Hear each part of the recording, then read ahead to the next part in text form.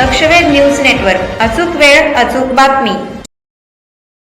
नमस्कार, मी पंजाब डक। आज आहे 17 जुलै 2026। आजपासूनचा नवीन अंदाज देणार आहे। राज्यात आज 17 जुलैपासून आज बऱ्याच भागामध्ये पावसाला वाढ होत जाणार आहे, म्हणून हा अंदाज लक्षात घ्यायचा।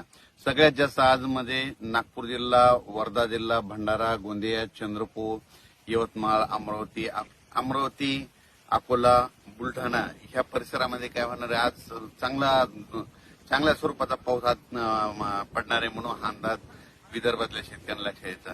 पण राज्यात आज देखील काय होणार आहे, 17 जुलैला इकडं मराठवाड्यामध्ये देखील परभणी जिल्हा, जालना जिल्हा, संभाजीनगर, बीड जिल्हा, लातूर जिल्हा, धाराशिव जिल्हा, त्याच्यानंतर सोलापूर इकडं, त्याच्यानंतर अहिल्यानगर ह्या परिसरात देखील आज 17 तारखेपासून आज बऱ्याच भागात पाऊस वाढायला सुरुवात होणार आहे, म्हणून हा अंदाज लक्षात घ्यायचा। 17, 18, 19ला हे राहील, पण 20 तारखेच्या नंतर बऱ्याच भागामध्ये आणखीन बराच भाग कव्हर करणार आहे, म्हणून हा अंदाज सर्व शेतकऱ्यांना लक्षात घ्यायचा।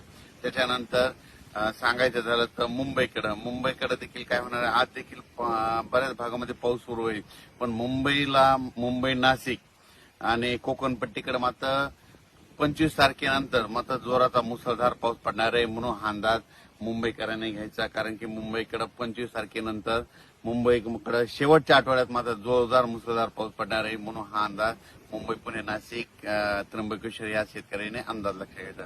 त्याच्यानंतर राज्यात सांगायचं झालं तर पश्चिम महाराष्ट्रामध्ये सातारा, सांगली, कोल्हापूर तिकडे देखील काय होणार, 25 म्हणजे शेवटच्या आठवड्यात चांगला पाऊस पडणार आहे।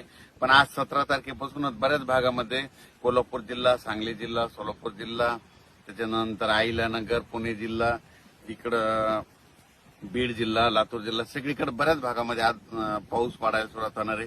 म्हणजे आजपासून चांगला पाऊस वाढणार आहे, म्हणून हा अंदाज सर्व शेतकऱ्यांनी लक्षात घ्यायचा।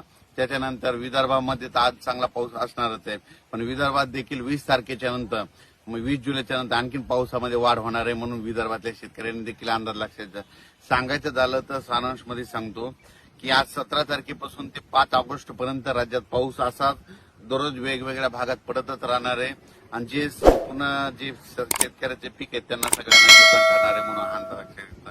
त्याच्यानंतर आषाढी एकादशी 25 तारखेला आहे, तर पंढरपूरला मात्र दुपार 4च्या दरम्यान संध्याकाळी मात्र थोडाफार प्रमाणात पाऊस असणार आहे, म्हणून यात्रेकरूंनी हे देखील अंदाज लक्षात घ्यायचा। कारण की 25 तारखेला तिथं पाऊस थोडाफार पडणार आहे, जास्त काय असा मोठा नाही, म्हणजे नुकसानकारक नाही, मुसळधार तसा काही नाही, उगाच थोडा पाऊस येणार आहे, म्हणून हा अंदाज यात्रेकरूंनी देखील घ्यायचा, म्हणून हे देखील लक्षात घ्यायचं। त्याच्यानंतर यात्रा परतल्याच्या नंतर राज्यात मात्र 27-28च्या नंतर बऱ्याच भागामध्ये काही ठिकाणी जोराचा पाऊस पडणार आहे, म्हणून ही आज देखील त्या शेतकऱ्यांना अंदाज लक्षात घ्यायचा।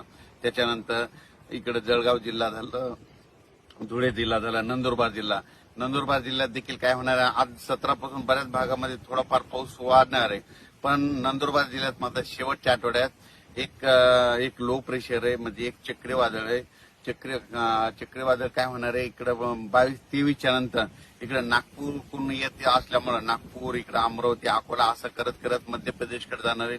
मध्य प्रदेशकडून काय होणार आहे, इकडे इंदूरकडून इकडे लगेच इकडे जळगाव असा करत करत इकडे परत गुजरातकडे येणार आहे। गुजरातकडे येत असल्यामुळे नंदुरबारकडे येऊन तेच मुंबईकडे जाईल। त्याच्यामुळे काय होणार, नंदुरबार जिल्ह्यामध्ये शेवटच्या आठवड्यात मात्र चांगला पाऊस पडणार आहे। मग ते पाऊस मुंबईला देखील काय होणार आहे, 25, 26, 27च्या नंतर मुंबईकडे देखील, मुंबई इकडे बोईसर त्या परिसरामध्ये, इकडे त्र्यंबकेश्वर तिकडल्या पट्ट्यामध्ये, इगतपुरीकडे, संगमनेर, अकोला तिकडे देखील चांगला पाऊस पडणार आहे, पुन्हा हा अंदाज लक्षात घ्यायचा।